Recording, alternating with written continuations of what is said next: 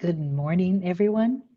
Thank you so much for joining us today in our series of talks promoted by the United States Spiritist Federation every Saturday morning, 11 a.m. Eastern Time. I am so happy to be here today in embracing the holiday spirit and with very special guests representing the main Spiritist organization in the United States. And they will talk today about the women of the gospel. As we know, we have the great and unique role of Mary, Jesus' mother, and she's a supreme example of being a true believer. But as we want to highlight today, the gospel is full of other women who played important roles and that are praised by Jesus for their words, for their actions. These women have impacted lives, touched hearts, and have been examples to be followed. So, before we bring our guest today, I would like to take a moment to prepare ourselves by saying a brief initial prayer. So, if I may, if we take a moment to connect with God, connect with our Spiritist mentors, our guardian angels, and all the spirits of light who are here today, may they be present during this next hour, hour and a half. May they inspire each of the panelists, as well as each one of us who are listening to this talk today. May we be touched by those words, and they may bring light to our hearts and our lives. So be it. I would like to take this time to introduce our guests. And I will start with Ligia Carvalho. Ligia represents the United States Spiritist Federation. She is the director of the FYCSE, the FIXE department, which stands for Family, Youth, and Children Spiritist Education Department for the United States Spiritist Federation. She's also a co-founder of the Spiritist Center Divine Light in New Jersey. Thank you, Ligia, for being here. Next is Livia Uehara. Livia represents the U.S. Spiritist Medical Association. She is a board member of that organization, a nonprofit organization with the focus of bridging medicine and spirituality. Next, I would like to introduce Dan Assisi. Dan is representing the California Spiritist Association. He is the founder member of the Spiritist Institute and of the California Spiritist Association. He is also the author of the book Our Road to Damascus and a host of the Spiritist Conversations podcast. Welcome, Dan.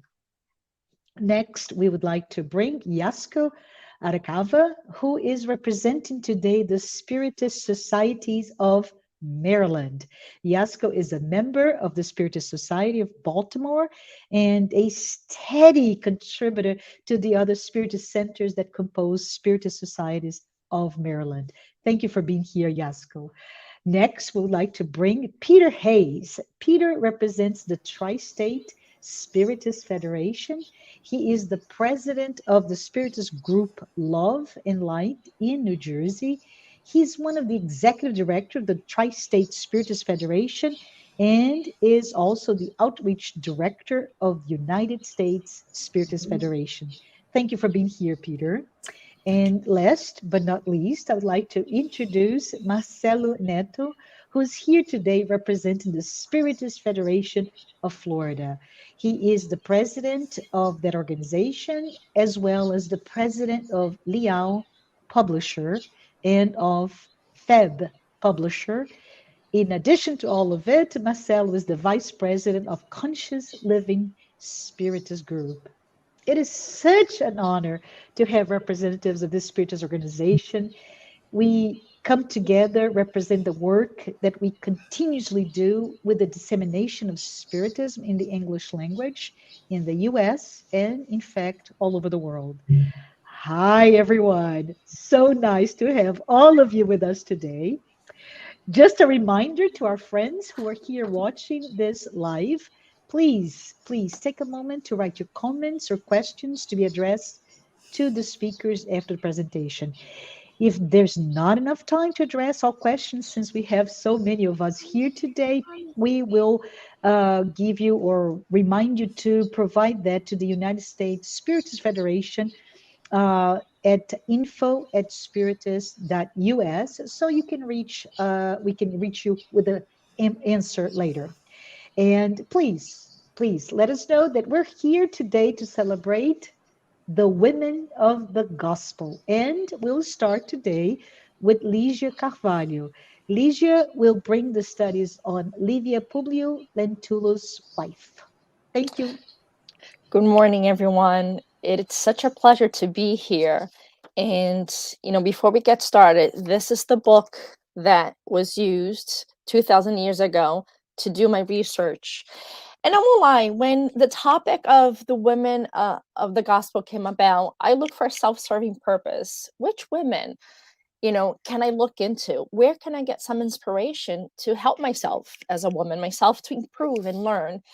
And I decided to learn more about Livia. I think in the past, a lot of the focus in this book is obviously on Jesus, but on her husband, Publio Lentulus, who we know to be Emmanuel. And I said, how about his wife?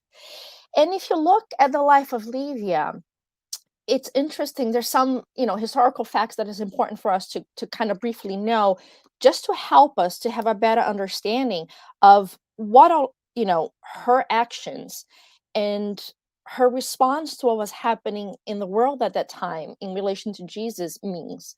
So Livia, she was a patrician, meaning she was a very wealthy, very established Roman woman, married to Publio Lentulus, who was a Roman senator. So they were politically connected. He was very powerful.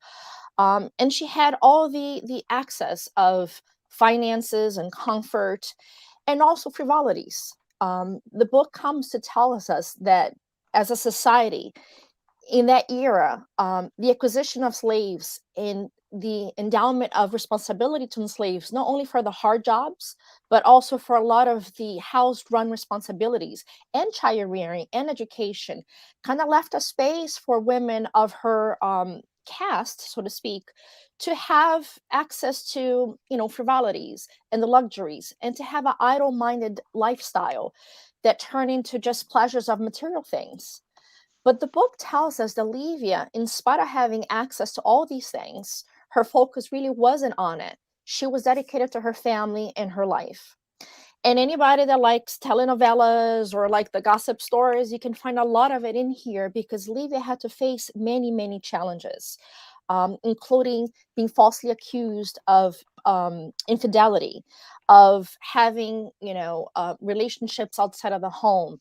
Her husband didn't trust her, and he basically exiled her in the home. Her daughter was sick, and almost dying. Her son at 1 year of age got abducted, and she never saw him again. And all these things that you can learn more in the book serve to develop and shape her personality. So what kind of woman facing such challenges? And I thought of myself, betrayal, accusation of unfaithfulness, losing a child who's sick. What kind of attitude, what kind of life view would I have? And I learned from Livia that in these challenges, yes, she was already predisposed to a good moral ethical behavior. Um, but then through her slave Anna, she learned of this new prophet, Jesus. And Anna came to introduce her this new concept, because in that time they had multiple gods and they had to do all these different lifestyles. And there was a sense of, I'm better than you and we cannot commune. And slaves are not people in essence. There was such a discrepancy in um, recognition of people. And Jesus came to teach that we are all siblings, that we are all equals in the eye of God, and that we should all love each other.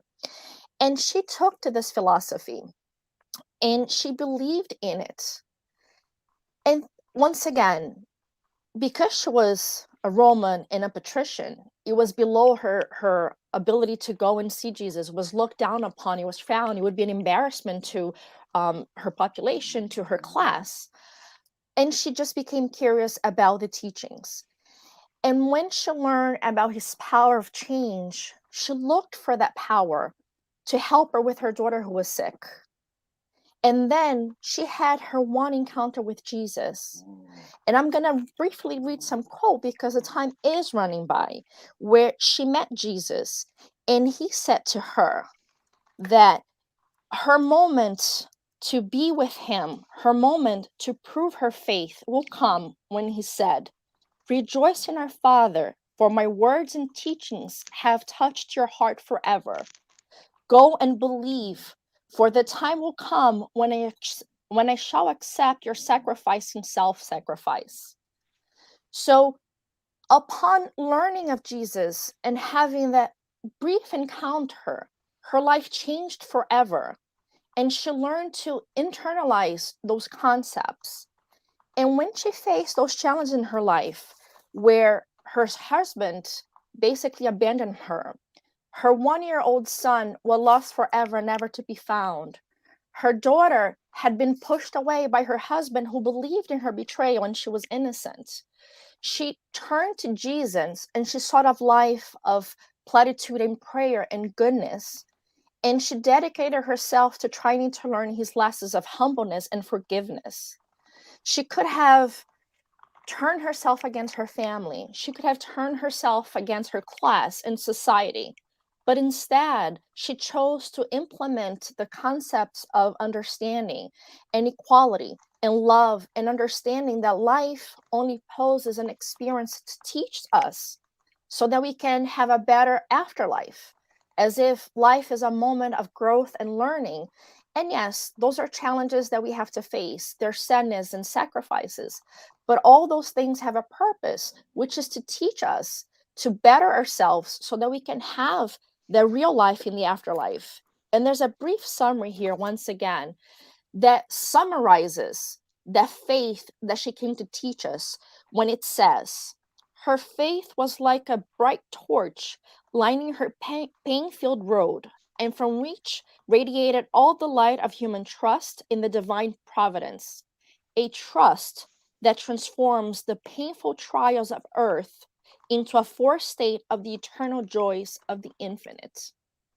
And I think one of the biggest lessons of faith that she taught me, and that I hope for those that got curious about her life, is that faith is an internal sense of self-sacrifice and trust in life afterwards, where Jesus promises a sense of peace and the absence of all the suffering, where people truly develop morally and ethically and have those rejoices of being in his kingdom, and that the earth is not this kingdom. She taught that in spite of what other people think of you, or what the people say, or societal expectations, she decided to live by the laws of Jesus, and that made her into a better wife, a better mother, a better person. And she taught us humbleness. Just this week, I thought of her, and my husband did a small thing, and I became so upset and I was so resentful for something silly over Christmas lights. And I thought to myself, her husband betrayed her. He ignored her for 25 years in solitude in their same home. And when her moment came to sacrifice herself in the arenas, because she was taking as one of the Christians and sacrificed in those games and eaten by the lions, not only was she revering God, she was praying on behalf of her husband, who she still loved dearly, and hoping that she could in some way continue to protect and be with him. And I thought, look at this woman, 25 years, misunderstood, judged, maltreated. And her faith and her belief in God made her be a good person and also a good wife and a good spirit. So if I can learn from, even if it's 5% of her sacrifice, without resentment, without anger, and with total giving of herself, it is something that she has taught us. And a quick information before we leave. When she was gathering with other Christians, and they were in the catacombs, because at this time there were still trying to get Christians to sacrifice them with the lions. And they were collected, they were together learning from one of the apostles. They say there were 200 people there. And an interesting fact that I hadn't learned, the book tells us out of those 200 people, the majority of them were women. So although the apostles and a lot of the names and the story of Jesus are of men, women were a force, were a presence. They were also endeavors and carriers and messengers of the message of Jesus. And Livia did that for us. She did that for me. And I hope she can do that for you as well.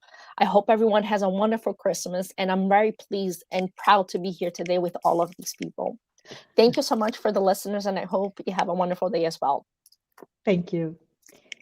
Thank you so much, Ligia, for telling us about the inspiring life of Livia.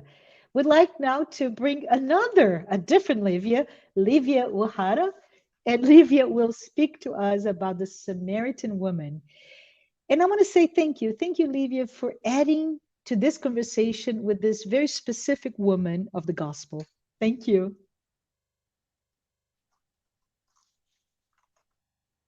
You are on mute, Livia. Thank you. Thank you so much. It is a pleasure to be here today. And inspired by Ligia in that thread, I bring another pearl to you, the Samaritan woman. Thank you, Jean.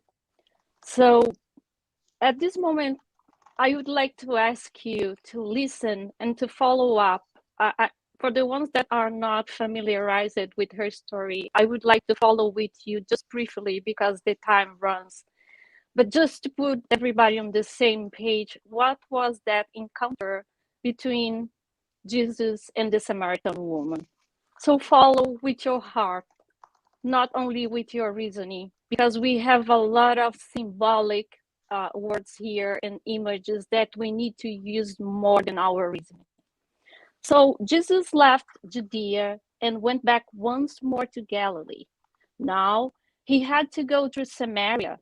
So he came to a town in Samaria called Sychar, near the land that Jacob gave to his son Joseph. Jacob's well was there, and Jesus, tired by the journey, sat down by the well. It was about the 6th hour. When a Samaritan woman came to draw water, Jesus said to her, "Give me a drink." The Samaritan woman said to him, "What? You are a Jew, and you ask me, a Samaritan woman, for a drink?" Jesus answered her, "If you only knew what God is offering and who it is that is saying to you for a drink, you would have been the one to ask, and he would have given you living water." "Sir," the woman said, "you have nothing to draw with, and the well is so deep. How could you get this living water? Are you a greater man than our father Jacob, who gave us this well and drank for it himself with his sons and his cattle?"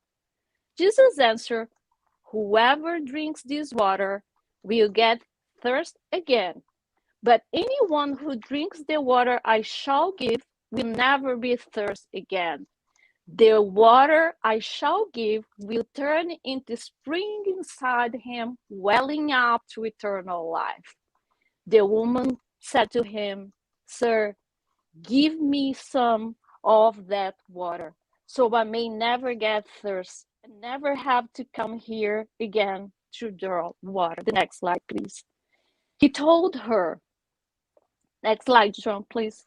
"Go, call your husband and come back." This is really important. "Go, call your husband and come back." She said, "I have no husband." Jesus said to her, "You are right when you say you have no husband. The fact is, you have had 5 husbands, and the man you now have is not your husband.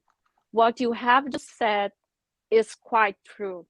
"Sir," the woman said, "I can see that you are a prophet. Our ancestors worshipped on this mountain, but you Jews claim that the place where we must worship is in Jerusalem.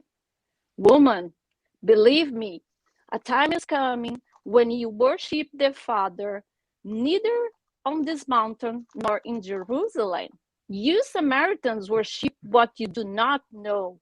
We worship what we do know, for salvation is from the Jews, but the hour will come, in fact, it is here already, and true worshippers, we worship the Father in the Spirit and in truth, for they are the kind of worshippers the Father seeks.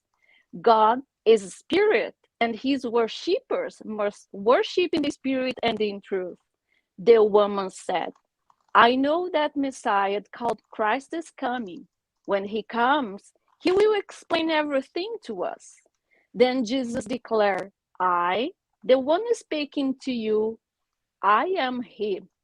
Then, leaving her water jar, pay attention on that, the woman went back to the town and said to the people, come, see a man who told me everything I ever did. Could this be the Messiah? They came out of the town and made their way toward him. So here you can see the story of the Samaritan woman in John 4, the 4th chapter.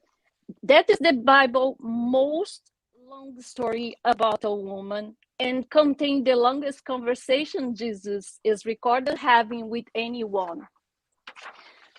Briefly, I would like to share with you the Jews and Samaritans, they shared a common heritage, but they were divided by centuries of hostility and deep prejudice. It was a norm, for example, for Jews in Jesus' day to avoid going through the Samaritan territory. Samaritans, they were considered foreigners. They differed radically regarding the relative sanctity of Jerusalem and the Mount of Gerizim, and they have different legal and scripture traditions. Who was that woman? Known by us, rather by her ethnic and religious identity than by her name. She engaged with Jesus in a genuine and extended conversation and raised a variety of religious and theological issues that were key matters of dispute between Jews and Samaritans. She was really curious. She was inquiring and pushing Jesus. That resonates a lot with me. I'm really curious in what I do. That touched my heart so deeply because I want to know the whys of everything, why you do this and that. Jesus, on the other hand, he broke taboos. He was speaking to a woman publicly. He was speaking to a Samaritan woman, being a Jew, with 5 previous husbands, which was something not acceptable at that time, and also one actual adulterous partner in error. He started with a need, give me a drink, a simple request for a drink, but ends up offering further, something greater to satisfy her deepest need eternally.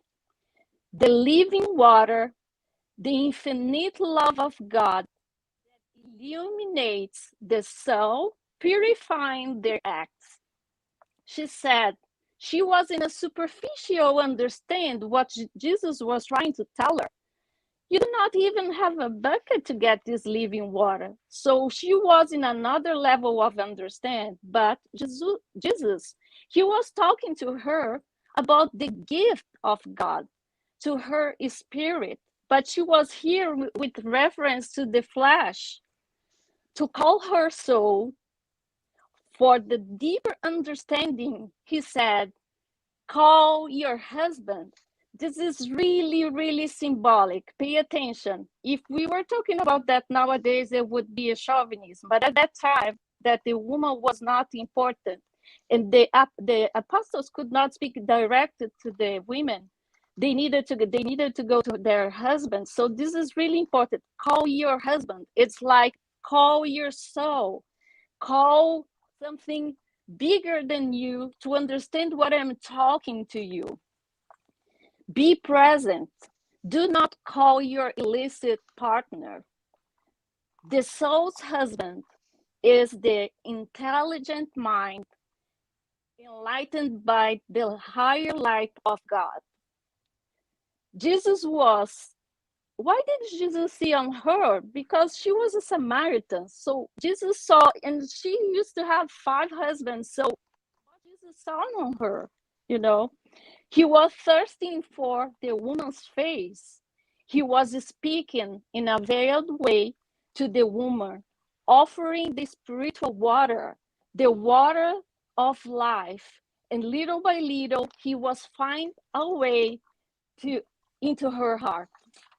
It seems he saw something in her heart that defied whatever we could expect of seeing for her situation and marital his status. If you see all the explanations about her historically presented, the most of the time they present her as a shameless sinner, but Jesus saw a lot more than that.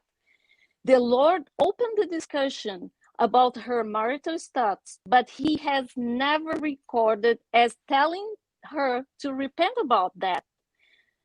She finally took Jesus as a prophet because how he could know about her personal life, she didn't mention that. And at that time, he revealed himself as the Messiah of God.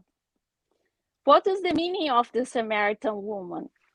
She was, or she had, and still have a symbolic function. She functions in this story as a spokesperson for the Samaritan people, a rejected people, to whom Jesus gave the opportunity to be embraced by the love of God. And more important, which resonates in me, she opened the new era of, she was someone that inaugurates the women to spread the gospel in a patriarchal era. So this is really important to us as women. Remember when I said, pay attention, she left her water jar. This is really important and symbolic. What is, because Jesus was speaking about a spiritual water, and she was thinking about the water in the well, inside of the well, more superficial. But at the end, when she understood exactly what Jesus was talking about and that he was a Messiah, the meaning of release the jar is to release. I will talk later a little bit about that. What is that jar? The meaning of that. And also, she not only left the jar, she came back to her people, the Samaritan people, the rejected people, and she was considered and became an evangelist. Many of the Samaritans from the town believed in Christ because of her testimony. Also, we have, which is not pretty much diffused, the information that we have from our brothers and sisters from the Orthodox Christian Church. Over the centuries, they have traditions handed orally. She was supposed to be baptized as with the name of 14. She is considered in the Easters as a saint. In Russia, she is called Svetlana, and 14 is her name as a saint in the Eastern region in the world. Her mission was not just to spread in Samaria. The oral stories are said to say that she also went to Africa, to Carthage, to spread the gospel of Jesus. So she was viewed as the chief figure in this missionary movement. So she was a pioneer as a woman. Jesus opened the opportunity to give voice to women in a moment that the women didn't have voice. He was a feminist. She was one of the women that he gave that opportunity to spread that. And as I mentioned to you, what was the meaning of to release the jar? The jar are the transitory pleasures of life, the material things. I'm not telling you that the material things are not important. That is not the message. The message is when we are only focused on that and we forget that we are eternal beings. We are souls, we are spirits that we live forever. So we need to consider more and more to receive that spring water, that bubbling from the higher power of God. And Jesus is that way. And she showed her that opportunity to spread that bubbling spring water of the love of God. Thank you so much for the opportunity of speaking to you today.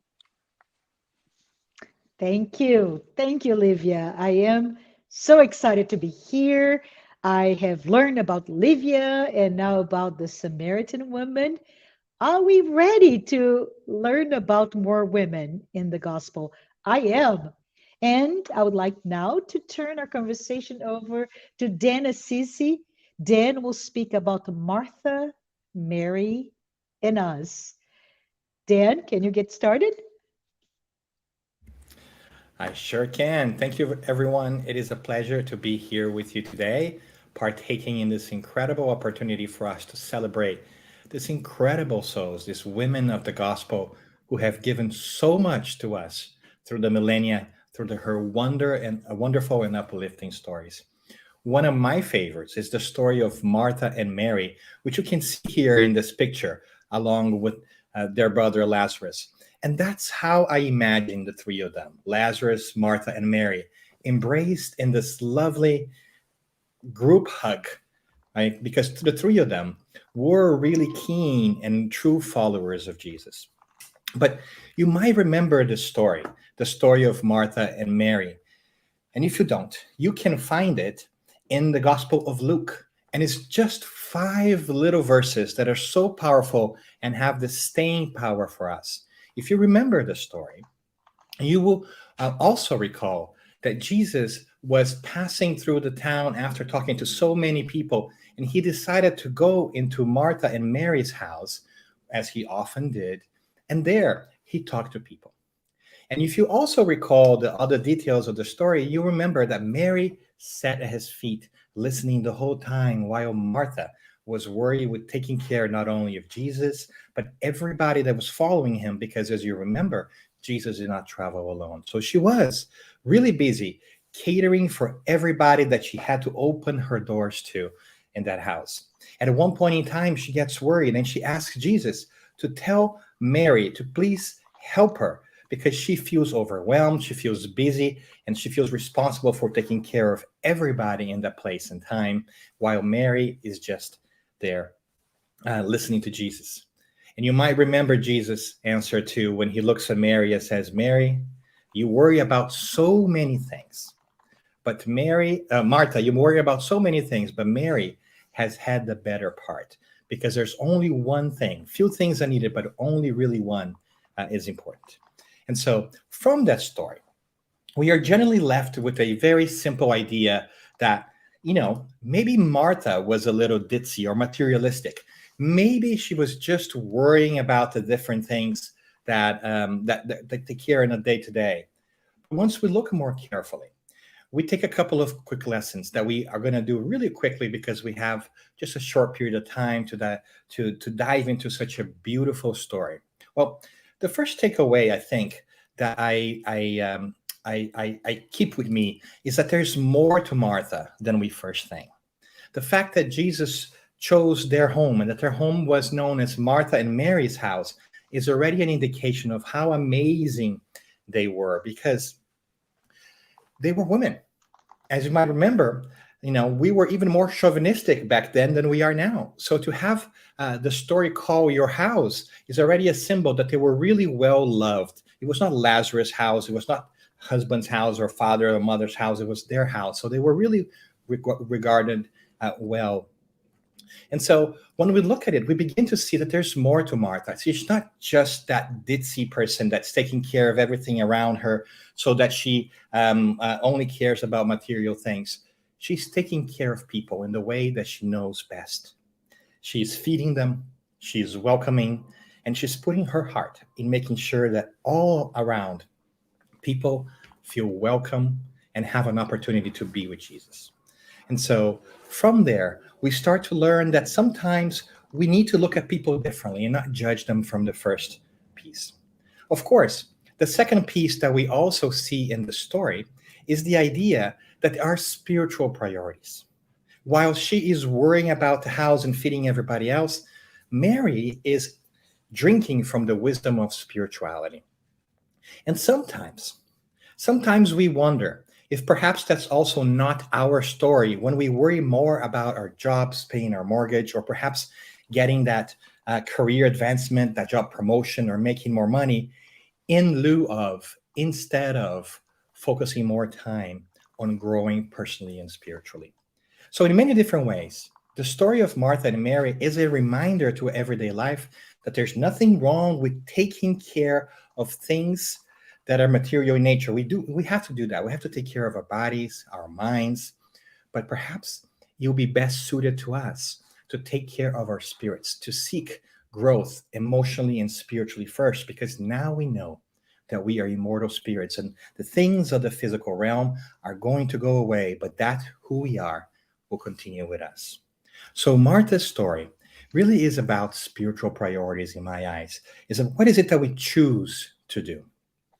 And what I find really interesting about this story too, and this is the third piece that I will mention, and the last one, is that we talk about Martha and Mary. But if you think about it, Mary does not say one single word in the story. It's all about Martha. It is about what Martha thinks should be done and about what Martha thinks Mary should be doing. And in many different ways, I think that sometimes that's also our story, isn't it? We make our story about other people. We complain that other people are not doing things. We want people to do things that we want them to do in the ways that we want it to do. But the important thing here, which we are reminded by that beautiful penetrating eye and wisdom of the Christ, is that it's not about other people. It's about our choices and what choices we are going to make. And what choices are we making today? Are we comparing ourselves to others? Because that does not really change our lives. What changes our lives is our decision to move ahead, to make better spiritual choices. So, in many different ways, the story of Martha and Mary that we find in the Gospel of Luke, it's really a wake-up call from incredible women in the past that have reminded us about the choices we have today to do in our everyday life. And for those of us who are beginning to awaken to spirituality in general, it is a powerful call for us to measure in our hearts and in our minds what is the proper attention that we need to give to the things of the Spirit. Mary was sitting at Jesus' feet, symbolically speaking, learning. Martha was worried about the things of the material world. And we, in a way, have to be both Martha and Mary. We have to take care of our needs and our desires in the physical world as well, but we have to also not forget that we are immortal beings. And as such, we have to have a perspective of growth, of enlightenment, of love, and of course, of charity towards others from a spiritual perspective. So today, we celebrate Martha and Mary, and we hopefully bring a little bit of them to our hearts to remind us that we can be both and that we have to give proper due to the things of the Spirit. Thank you. Thank you, Dan. What a lesson from that short story found in the Gospel of Luke, especially as we get so close to Christmas, right? We need to understand that we need to be both. So thank you. And now it is my great honor to introduce Yasuko Arakawa. And Yasuko will talk about Mary of Nazareth. What a special woman. Thank you so much, Yasuko. Hello, good afternoon. Hello, dear friends. Thank you very much for the U.S. Spirit Federation for this invitation. It's such an honor to be among the distinguished friends, listeners, followers, to talk about the women of the gospel and the iconic figure of Mary of Nazareth. Her importance, of course, lies first of she being the enlightened spirit chosen to be the mother of Jesus on earth, but also because she is universally accepted as the mother of all of us, independent sometimes of faith, religion, culture. She's a common figure to look for in moments of need. Nevertheless, although her importance in the four canonic Gospels of Matthew, Mark, Luke, and John, we find very few accounts about her. We're going to talk about. Some also are in those we call non-canonic or apocryphal Gospels, and in the Spirit's literature. So, the Luke's Gospel is the one that has most of the information about Mary. Why so? In the book that Ligia presented, Paul and Stephen, dictated by Emmanuel Toshiko Xavier, we learned that Paul, during his many missionary journeys, he started to gather information going through the place where Jesus was ministering, and also going many times to Ephesus to visit directly Mary of Nazareth. So in the end, when he felt he could not write his own gospel, he gave all the information to Luke and said to him, look, but you have to go to Ephesus and visit Mary and gather direct from her information. That's why his gospel is very rich about the early ages of Jesus, his nativity, etc. Another important source of information is the book Boa Nova, Good News, from dictated by Humberto de Campos to Chico Xavier. In the last chapter, called Mary, you will find that at the cross, in that extreme suffering, she starts to revisit all her life with Jesus since the birth, childhood, all the interesting events that happened at the temple, around the house, at the carpentry, etc. So we're going to, because of the time, just highlight some passage accounts that may be interesting to say about Mary. There's a lot more. First of all, the coming of Mary as well as Jesus was foresaw by the apostle, many apostles, but especially by the prophets or prophet Isaiah, some 700 years before the birth of Christ, and was confirmed by Matthew in his gospel. It said that Mary became orphan of both parents at very young, teenage, 15, I don't know. But the temple, she was welcomed at the temple because she had some relatives of her father there. So as an orphan, they welcomed her. But soon she had to leave that place. And Joseph, somewhat, was a widower, much older than her, perhaps already married with children, to be her husband or mostly her protector, tutor. So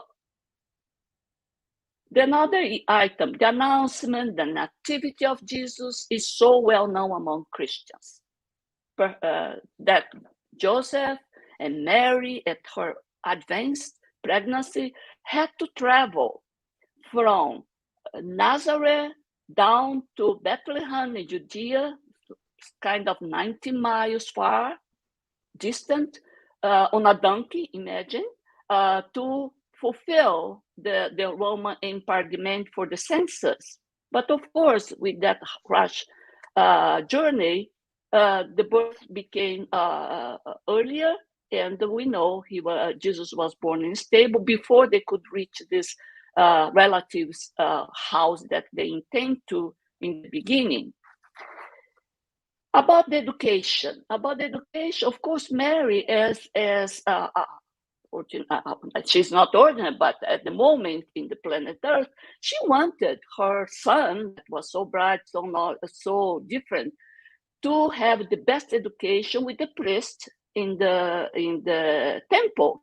But Jesus said, no.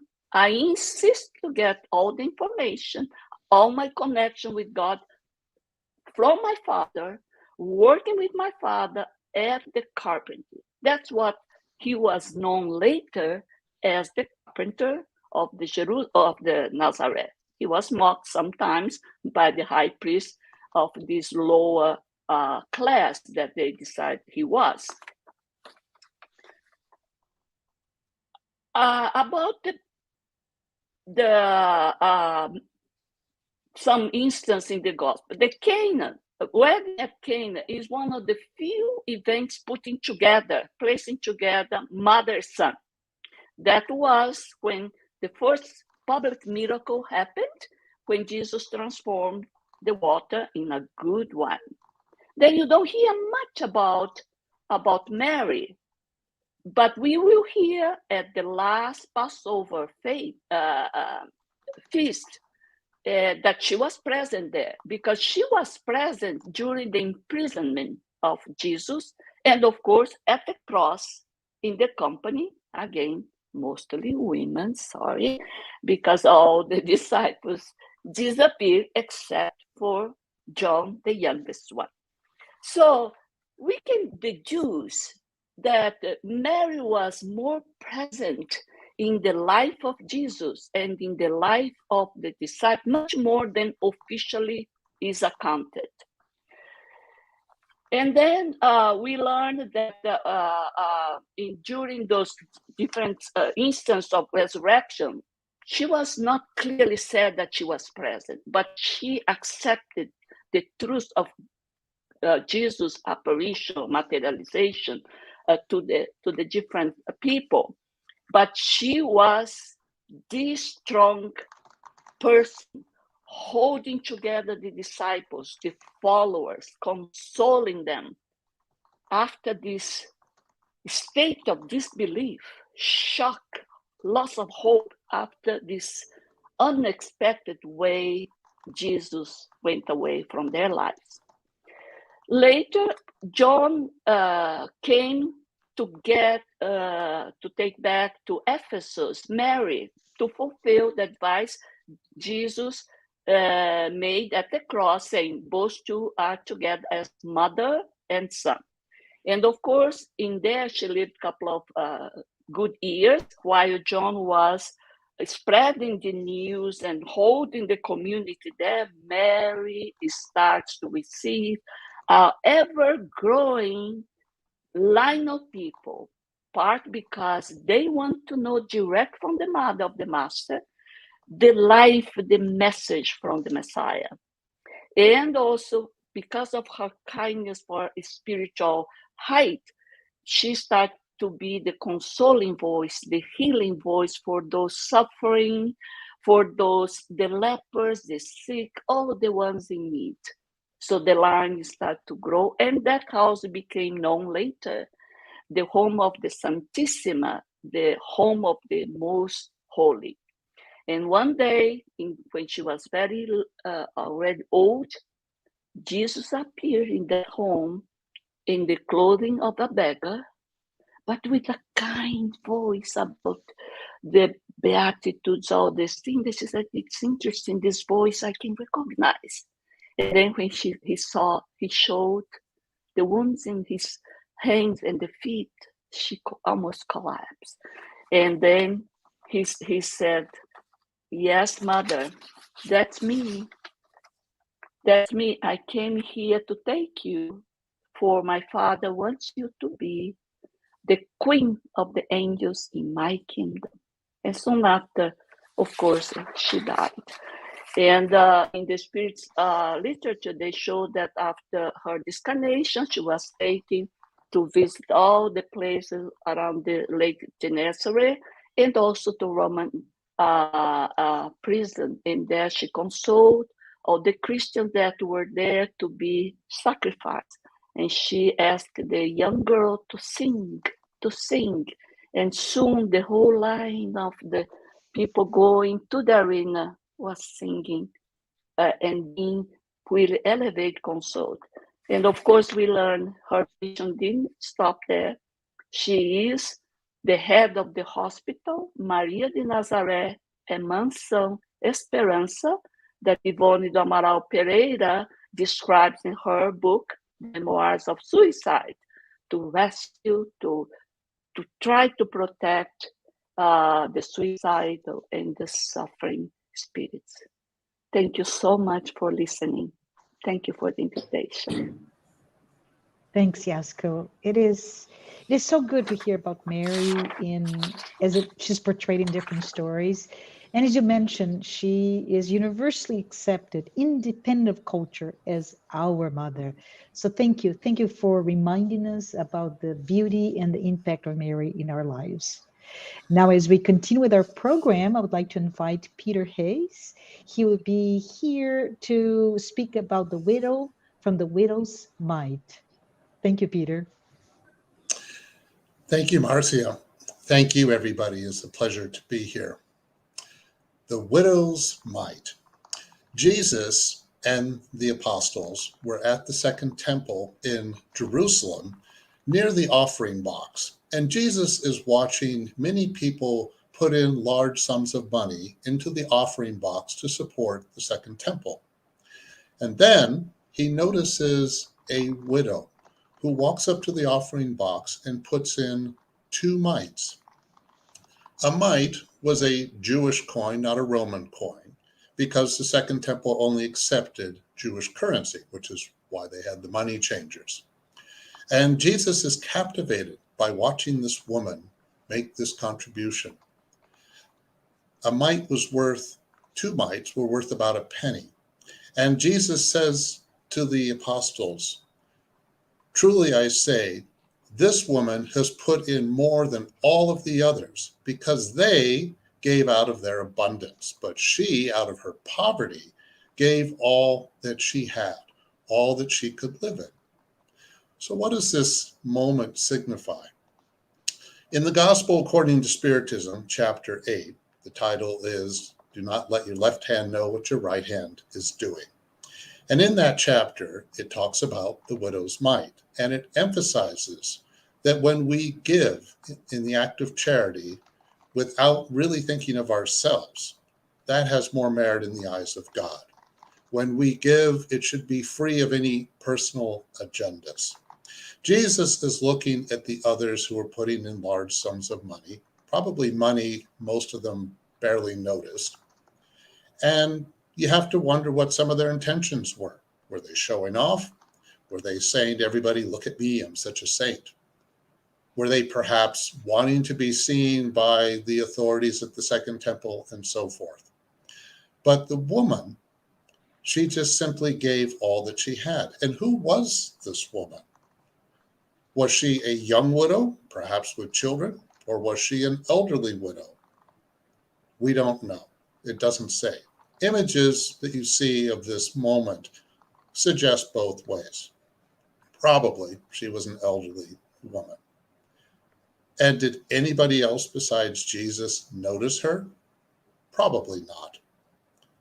But Jesus could see her intentions.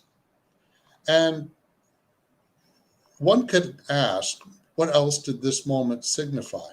Perhaps her gesture in the grand scheme of things was a call for unity. The widow's mite is mentioned in 2 times in the New Testament. It's mentioned in Mark chapter 12, verse 41, and Luke chapter 21, verses 1 through 4. And what's interesting is that in both versions, the sequence before, during, and after the widow's mite is the same. Just before the moment of the widow's mite, Jesus is criticizing the Second Temple, in a sense, by criticizing the scribes, those who go around wearing long robes, who always sit in the best seats of the synagogue, who recite excessively long prayers, and, he emphasizes, they drain widows of their houses. So he's criticizing them and saying they're kind of bilking or taking advantage of those who have the least. Although some widows could inherit property back then, so if they were wealthy, their husbands were wealthy, they too would be okay. But even so, Jesus is pointing out that the Second Temple is a place that has some problems with the way it's run. Now, right after the widow's mite, Jesus and the apostles are leaving the second temple, and one of them is really admiring how beautiful this place was. It was an enormous place, beautiful white stones, and so forth. And Jesus says, look at these buildings. There will not be one stone that won't be knocked down. So Jesus was foretelling a future event. Less than 40 years or so after the crucifixion, the Jewish revolt against Rome began in 66 AD, and it ended in 70 AD when the Romans completely destroyed the Second Temple. They burned it to the ground and they dismantled it. This is a huge and seminal moment in Jewish history. The Second Temple was a really wealthy place. Of the four major sects in Judaism, the Pharisees, the Sadducees, the Essenes, and the Zealots, it was the Sadducees who ran the Second Temple. They were the elite. The Second Temple was built by King Herod. It was, in some ways, a bit of a propaganda piece. But nevertheless, there were those who criticized the Second Temple because although it was in Mecca, although it was a place that was a very important institution in Judaism, although people traveled all over to go to the Second Temple, Jesus, for instance, pointed out that the Second Temple in some ways was an obstacle to holiness. And so here's this widow giving 2 mites. Imagine this. It's like giving a penny to support an institution that is a multi-million-dollar institution. But maybe what she's suggesting in this moment is none of the political, social, religious implications of the temple, whether one's for it or against it, it doesn't matter. Her personal situation didn't matter. After all, was this woman going to starve that night or go hungry because she gave all that she could? We don't know. We don't know her intentions. What was her marriage like? Who was her husband? How did he pass? We don't know any of this. But in a way, it doesn't matter because she was a woman who was simply in the moment. And she wasn't casting judgment on the Second Temple itself. She was making a gesture that could be interpreted as a call for unity. Judaism, after all, is primarily a tribe. It is united by its spiritual beliefs, cultural beliefs, but certainly spiritual beliefs. And so maybe that was part of her intention. And Jesus was struck by this. She was not worried about herself, and she was not worried about the Second Temple because both were ultimately in the hands of God. Thank you, and have a splendid holiday. Thank you. Thank you, Peter. And it's good to understand the story of the widow's mite as it relates to the story of Judaism and of the time. So thank you for enlightening us of that. And oh my goodness, we are approaching the end of this talk about the women of the gospel, and we couldn't finish about talking about the women of the gospel without talking about Mary of Magdalene. So I would like to have Marcelo Neto here to enlighten us about such an important figure of the gospel. Thank you, Marcelo. Thank you very much, Marcia. Thank you very much for all our friends that are joining us this morning. It is a great honor. It is a great pleasure to be here talking about these wonderful women. And it is a quite honor about speaking about this amazing woman, Mary of Magdalene. As many of us know, and as contained in the Gospels of Mark and Luke, Jesus drove 7 demons from her, the evil spirits that we study so much in Spiritism, the obsession problems and everything. We can relate this event with what we study in Spiritism.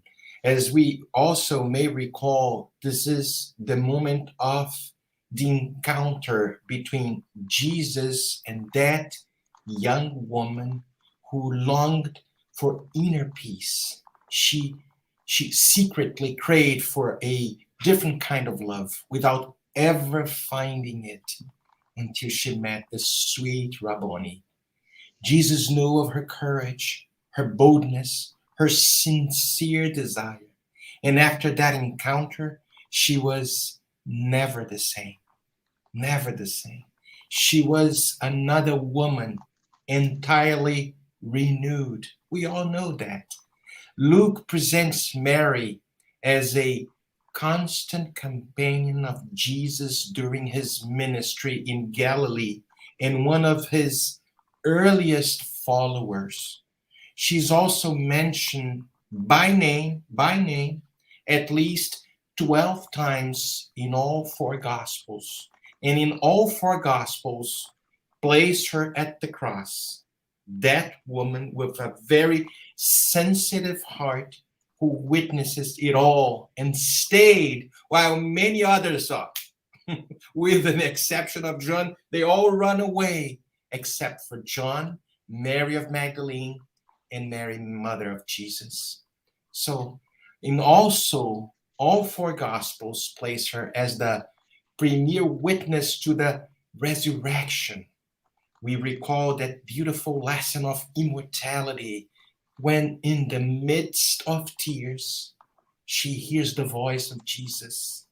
Woman, why are you weeping? Who are you seeking? This is Jesus talking to her in that specific moment. And she was, oh my God, that voice. She could not finish her thought. And she hears again, Mary.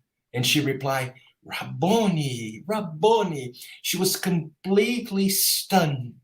The Master was alive and right there, radiant like the sun. Go to my brothers, replied Jesus. Go to my brothers and tell them.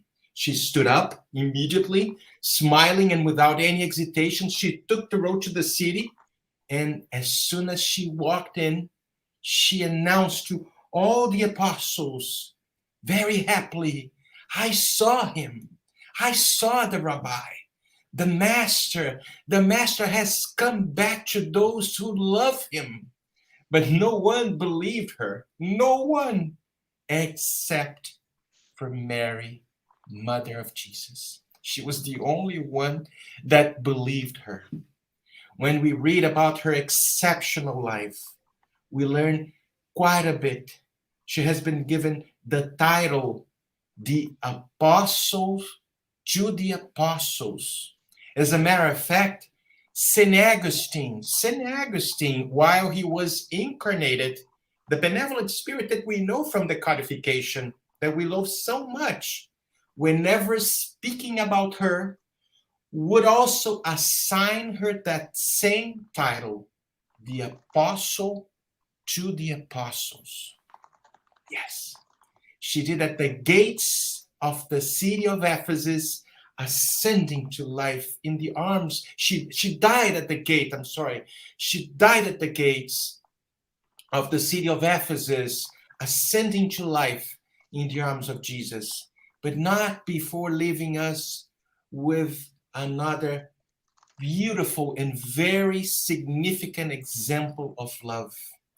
Later, after her vision of the resurrected Christ, the resurrection of Christ, Mary returned to Galilee from Jerusalem, following the steps of the companions, their dear companions.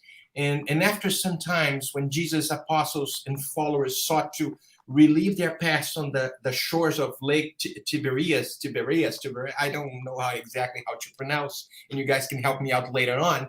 The closest of the Lord's disciples left that region to labor for the good news.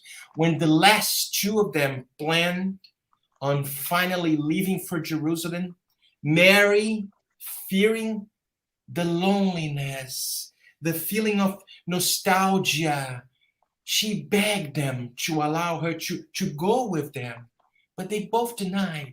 They were fearing because of her past, because of the sinners, the sins that she committed. You know the difference between like men and women back in time, back in those days was a huge abyss. But Mary understood. She understood completely. She remembered the Master, and she resigned herself. There is in chapter 20 of the book, Good News, one portion that I would like to read because I don't want to lose track of the sequence of my thought. And I extract here a page and allow me to read. I made a few modifications so we can maybe follow along. And in this portion, it says, humble and alone, one day she heard of a group of lepers who had arrived. Feeling tired and sad, they asked for Jesus, but every door was closed to them. Mary went to see them. Feeling all alone herself, she decided to gather them under the trees by the shore and started filling their hearts with the light of the gospel. However, the local authorities ordered the immediate expulsion of the lepers. Mary decided to go with them. The whole group had to spend the night out in the open, but they felt overcome with the joys of the kingdom of God. They were all interested in Mary's descriptions and eagerly absorbed her encouragements, excited by her joy and faith. When they arrived at the city, they were directed to the distant valley of lepers, where Mary entered freely as if she herself was one of them. Her spirit recalled the lessons of the Master and was filled with the courage to do so. From then on, every afternoon, she assembled the group of new friends and spoke to them about Jesus' teachings. She would explain that until his death, Jesus had exemplified the good, teaching that all his followers should take heart to overcome the world. The lepers dragged themselves to be near her and to kiss her simple tunic, her simple clothes. She took them into her fraternal and loving arms as a mother would.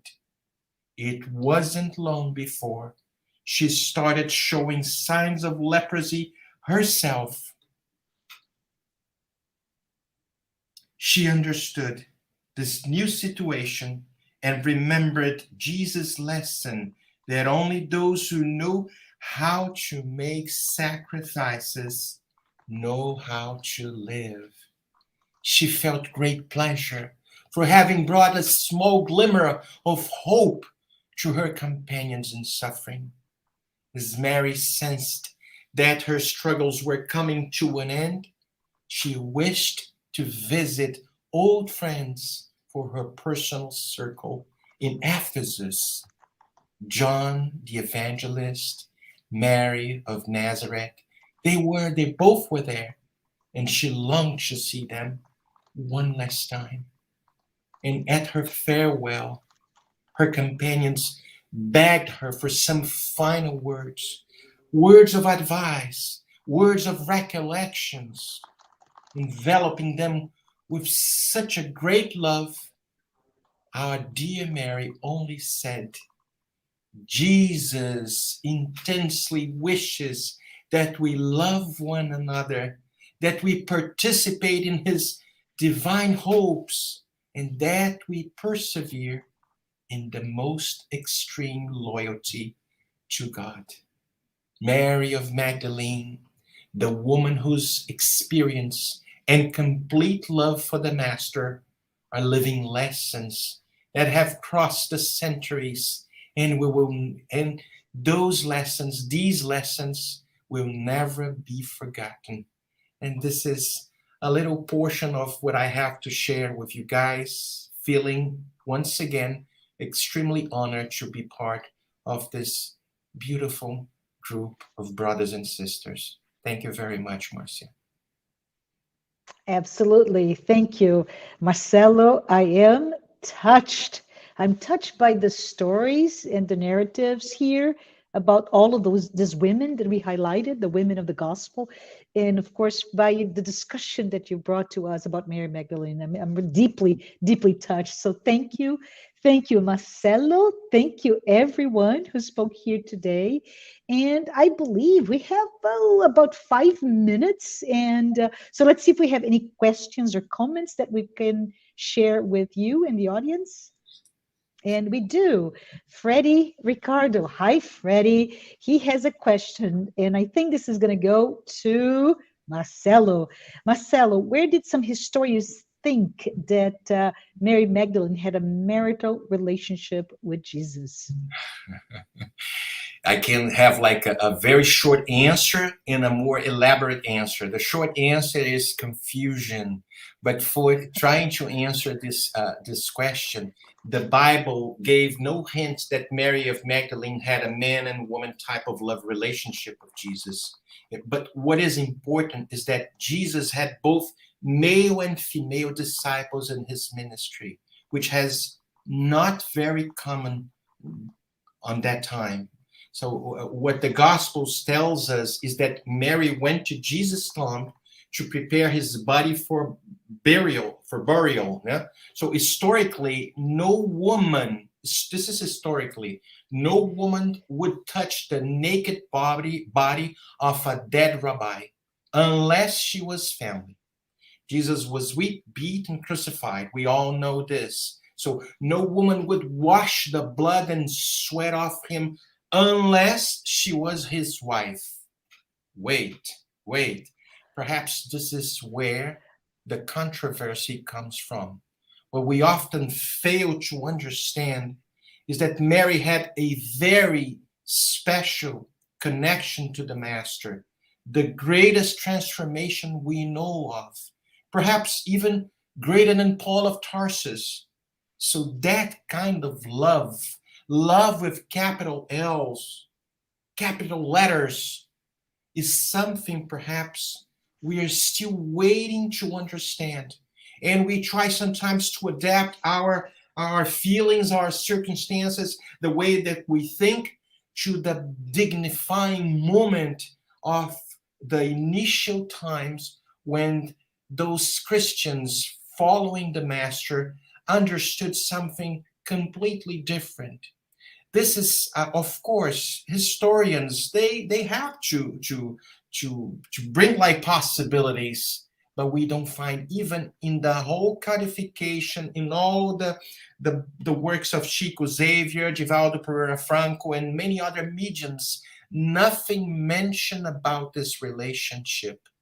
So this is what I have to bring you. So it's a confusion.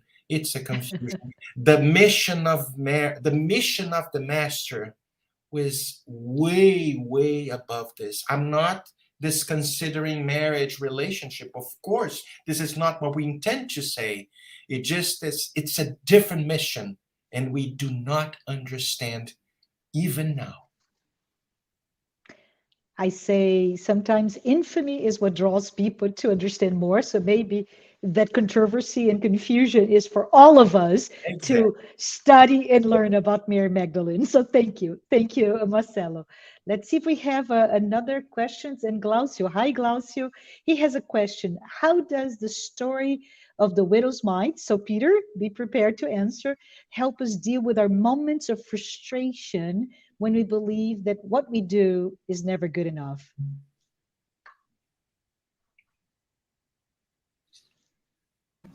Okay. Thank you for that question, Glaucio. Yes, obviously money can be very useful and very appreciated, but what if one doesn't have much money or hardly any? Our labor is very important as a donation. Our time is important as a form of donation. Think about it this way. Jesus, for instance, said, actually it wasn't Jesus, but there's a parable that if you give a hungry person a fish, they will go hungry. But if you teach that person how to fish, they will never go hungry. So when we, for instance, donate our labor or our time, we may be instilling in someone else, or perhaps helping them in some way, that they're more likely to remember in the long run. Again, money's appreciated, but money comes and goes. But people are more likely to remember gestures. And the widow, in giving 2 mites, Jesus noticed the intentions of her and the gesture. Okay. Very good. Thank you. Thank you so much. Let me see. I don't know if we have any more questions. And if not, I would like to say thank you. Thank you. Thank you, everyone who was able to join us live. And for those who Thank have been you. following our weekly Spiritist Talks. And before our final prayer, I would like to remind everyone next Saturday, December 18th at 11 a.m. Eastern Time, as usual. Paulo Bispo and Rafael Rezendi will be here with us talking about the role of the spiritual body in disease and health. So I hope to see you next week. And if you have not done so, please take a moment to subscribe to the USSF YouTube channel to get the weekly reminders on the talks. And I would like to humbly ask Livia for closing our moment together here with a final prayer.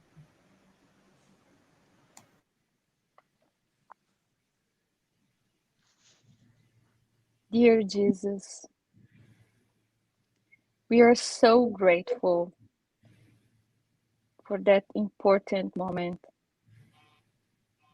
when we were together to bring the importance of ordinary people that taught us a lot of important things to change our lives.